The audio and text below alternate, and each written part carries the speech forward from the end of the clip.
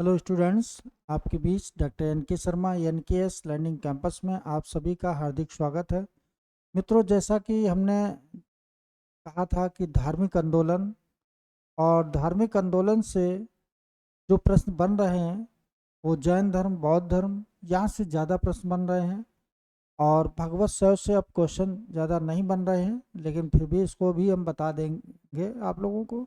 और इसके बाद हमने 16 महाजनपद और मगध साम्राज्य का उद्भव और विकास, यहाँ से भी बहुत प्रश्न बनते हैं। और इसके बाद हम लोग का एक नया टॉपिक चालू और होगा आज, और वो टॉपिक है कि भारत में विदेशियों का आगमन। वास्तव में देखा जाए कि भारत में विदेशी सबसे पहले कौन आया, क्या किया। तो विदेशियों का आगमन, तो वास्तव में विदेशी जब आए हैं तो ये एक विषय में हमें आज जानकारी देना है कि विदेशियों का आगमन। अब देखो, विदेशियों का आगमन जो हुआ, इसमें सबसे पहले ईरानी आए और यूनानी आए। ठीक। अब ईरानी में साइरस था, इसके बाद दारा प्रथम और दारा थर्ड। ठीक। सेकंड नहीं आया था। इसके बाद यूनानी में जो सिकंदर आया, सिकंदर कहाँ का था? तो मकदूनिया का था। ये मकदूनिया का शासक था। ठीक है।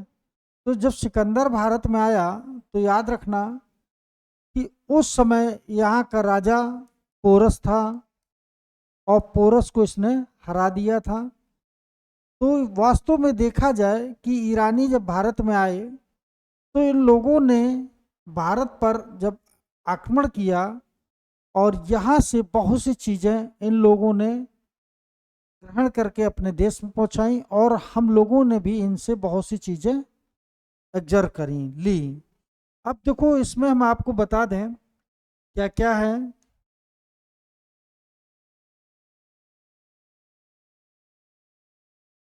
पूरा एक क्रम, जैसे कि हमने आपको बताया कि विदेशियों का आक्रमण हुआ, तो एक शाखा थी हकमानी शाखा। देखो यहाँ पर जरा समझ लेना आप लोग अच्छे से। जो हकमानी शाखा थी, हकमनी, ये भारत में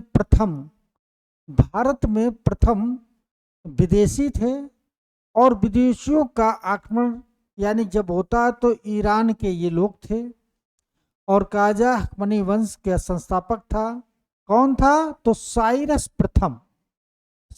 प्रथम ने 599 ईसा पूर्व से 529 ईसा पूर्व तक शासन किया था। ठीक। साइरस प्रथम ने भारत पर आक्रमण किया लेकिन असफल रहा। इसकी जानकारी कौन कौन देता है?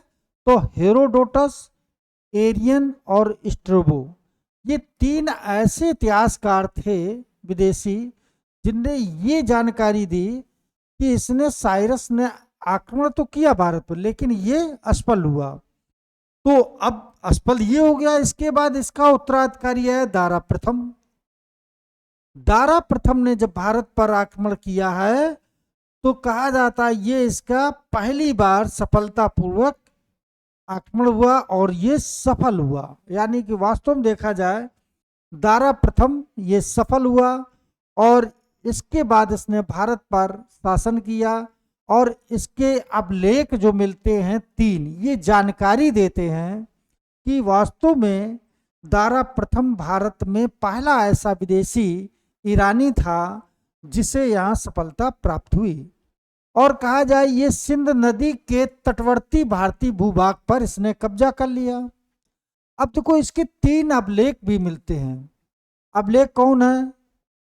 कि बेहस्तून अभिलेख, पर्सियोलिस अभिलेख, नक्शे रुस्तम अभिलेख। यानी कि बेहस्तून अभिलेख है, पर्सियोलिस अभिलेख है, नक्शे रुस्तम अभिलेख है। ये 3 अभिलेख थे। ठीक है।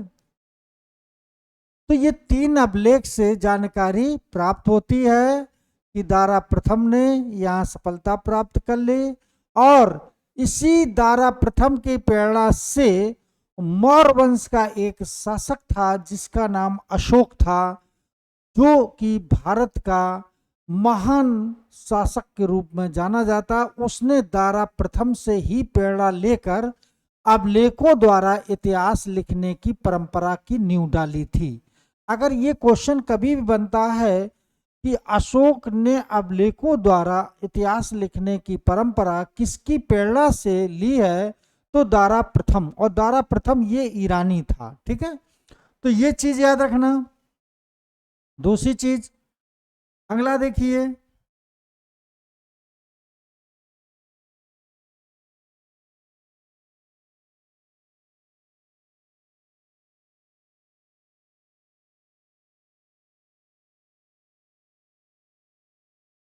हाँ अब एक चीज और है, अभी और एक चीज आपको बता दें पहले।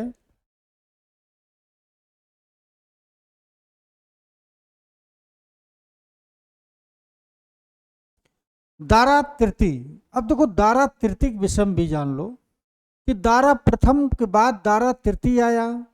जब दारा तृतीय आया तो इसको सिकंदर ने परास्त किया। किसने परास्त किया?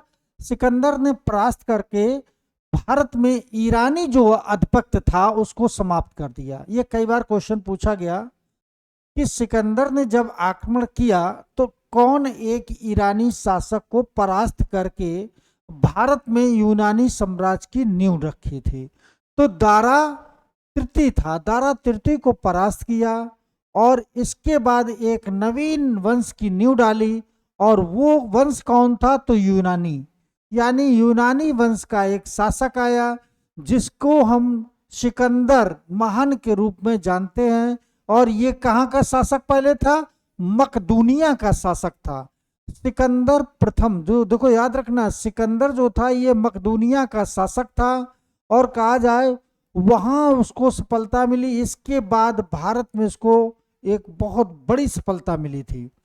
तो 326 ईसा पूर्व में, देखो ये कई बार क्वेश्चन पूछा गया कि 326 ईसा पूर्व में भारत पर एक हिंदू महान राजा जो कि वितास्ता नदी यानी कि झेलम नदी के तट पर पराजित होता है, उसका नाम क्या था? पोरस।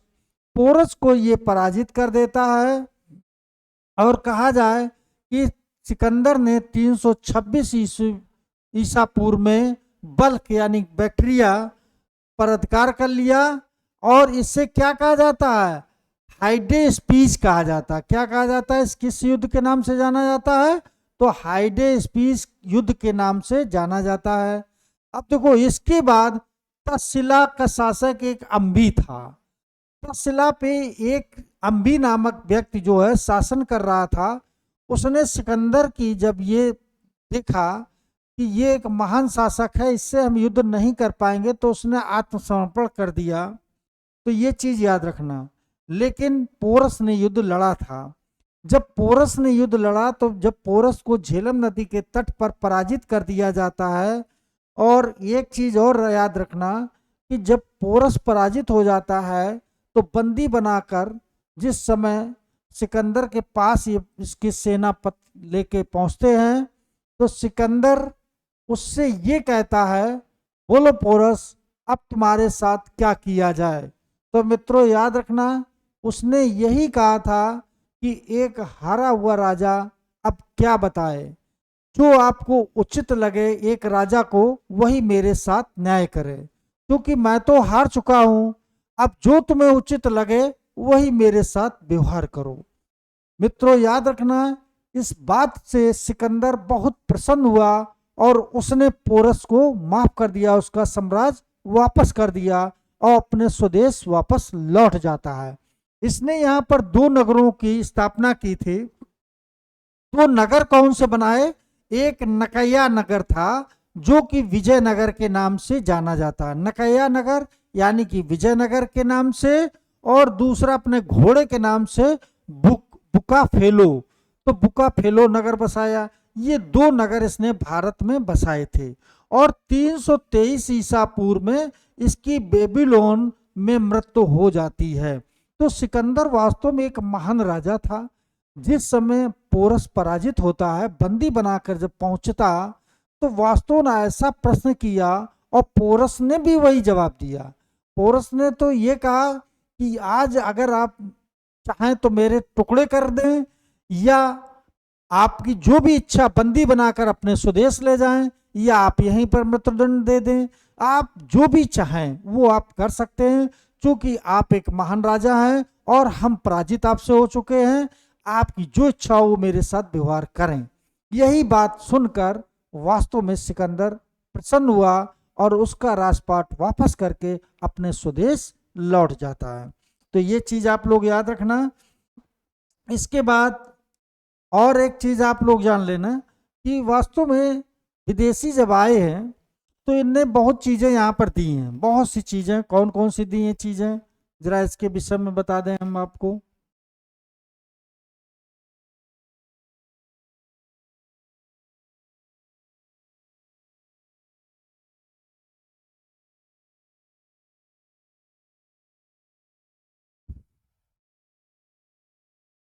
जैसे भारत में विदेशियों से हम लोग कुछ चीजें ग्रहण की हैं। जैसे कि सबसे पहले आप लोग ये जान लो कि सप्ताह में 7 दिन, यानी कि सप्ताह में 7 दिन की जानकारी हमने विदेशियों से यानी कि ईरानियों से ली। दूसरी चीज, समुद्री मार्ग से व्यापार करने की परंपरा हमने किसने सीखी है, तो यही ईरानियों से सीखी है। खरोष्ठी लिप, यानी खरोष्ठी लिप जो थी दाईं से बाईं ओर लिखने की परंपरा ईरानी लोगों से। चूंकि अशोक के अभिलेख देखा होगा खरोष्ठी लिप में भी मिला है। अरमाइक लिप की परंपरा ईरानियों से ली है और यह भी परंपरा अशोक के अभिलेख में मिलती है। और दूसरी चीज, अशोक ने दारा प्रथम से ही प्रेरणा लेकर अभिलेख के द्वारा अपना इतिहास लिखा था, ठीक है। और अभिलेख उत्कीर्ण करने की परंपरा। और दूसरी चीज छत्रप्रणाली, यानी कि राजा जो था वो छत्रप्रणाली की उपाधि भी धारण करने लगे थे। ऐसी उपाधियां किससे ली गई हैं, तो याद रखना ईरानियों से ली गई हैं। दूसरी चीज, यूनानियों से क्या लिया गया, यूनानियों से मुद्रा प्रणाली, यानी मुद्रा प्रणाली के प्रचलन अगर देखा जाए तो यूनानियों से। और गंधार शैली की परंपरा कौन सी है, तो यूनानी। अब आप लोगों को एक चीज और बता दें, जैसे बौद्ध धर्म, जैसे कभी कभी क्वेश्चन आ जाए, बौद्ध धर्म में जो मठ बने थे, देखो एक चीज और, जितनी मूर्तियां बौद्ध धर्म में बनाई गई हैं जैसे बौद्ध की, तो गंधार शैली, कौन कौन सी शैली थी, एक तो गंधार शैली थी और दूसरी कौन थी, मथुरा शैली। तो मथुरा और गंधार शैली ये दो शैलियां थी। अब यहाँ पर कई बार क्वेश्चन पूछा जाता है, जो गंधार शैली है ये कैसी है, ये विदेशी शैली है। देखो गंधार शैली कैसी थी, ये विदेशी थी। अब विदेशी शैली थी तो ये क्या करते थे, टुकड़े काट काट के, ये काट काट के जोड़ जोड़ के ऐसी मूर्तियां बनाई जाती, तो बहुत अच्छी सलेटी रंग की होती थी, काट काट के जोड़ के बनाई जाती थी। लेकिन जो मथुरा शैली थी, और ये कई बार क्वेश्चन पूछा गया कि महात्मा बुद्ध की पहली मूर्ति किस शैली में बनी है, तो मथुरा शैली में बनी थी। और सर्वाधिक मूर्तियां किस शैली में बनी हैं, तो गंधार शैली में। मथुरा शैली क्या थी, ये पत्थर एक ही होता था, यही पत्थर एक ही तराश के बनाया जाता था। तो ये चीज ये याद रखना, ये एक ही पत्थर को तराश के बनाया जाता है। इसमें पत्थर अलग अलग जोड़ जोड़ कर बनाया, तो देखने में सुंदर ये थी। गंधार शैली जो विदेशी शैली थी, जो महात्मा बुद्ध की सर्वाधिक मूर्तियां बनी हैं तो गंधार शैली में बनी थी। लेकिन प्रथम मूर्ति, ये कई बार प्रश्न पूछा जाता है, प्रथम मूर्ति उनकी किस शैली में बनी थी, तो मथुरा शैली में बनी थी, ठीक है। ये याद रखना मथुरा शैली में। लेकिन सर्वाधिक सर्वाधिक वाली बात है तो ये बिल्कुल ध्यान रखना कि गंधार शैली में। तो ये मित्रों याद रखना कि परंपरा जो गंधार शैली वाली थी तो ये यूनानियों की देन थी। और यूनानी शासक आप लोगों को हमने फिर बताया कि सिकंदर महान था। तो ये प्रश्न आपके आज यहाँ से ये एक यूनानी लोगों का समाप्त हुआ चैप्टर।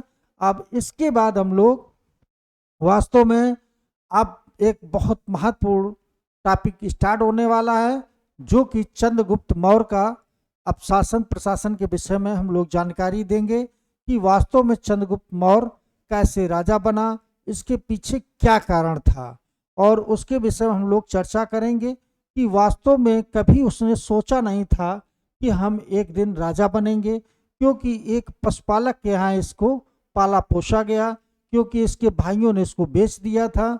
और इसके बाद एक पशुपालक से इसे चाणक्य ने खरीदा था, और चाणक्य ने जब इसको खरीदा तो उसका अपना एक स्वार्थ छिपा हुआ था। स्वार्थ उसका यही था, क्योंकि एक बार राजकीलम खेल हो रहा था, उसने देखा कि एक ऐसा बालक जो वास्तव में इसके अंदर बहुत तेजस्वी है और ये एक दिन महान शासक बनने योग्य है।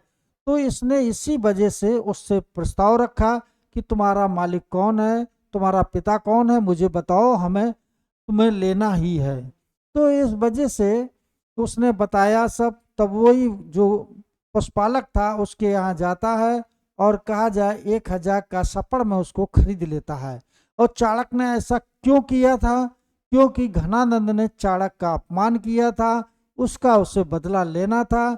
इसकी पूरी जानकारी हम विधिवत जब ये चैप्टर चालू करेंगे तो ये एज ए कहानी के रूप में आप लोग पढ़िए, फिर कभी फ्यूचर में क्वेश्चन गलत नहीं होगा। और जो लोग मेंस देने वाले हैं वो लोग भी इसको क्वेश्चन को हम ऐसा बताएंगे कि एज ए कहानी टाइप में आप लिखिए, बहुत अच्छा नंबर मिलेगा। तो कल हम लोग एक नए टॉपिक यानी कि मौर्य वंश का प्रारंभ होगा वहाँ से, तो उसको हम लोग पढ़ाएंगे। आज हम लोग का विदेशियों का आगमन वो चैप्टर समाप्त हो गया है। ठीक है, मिलते हैं कल पुनः फिर हम लोग।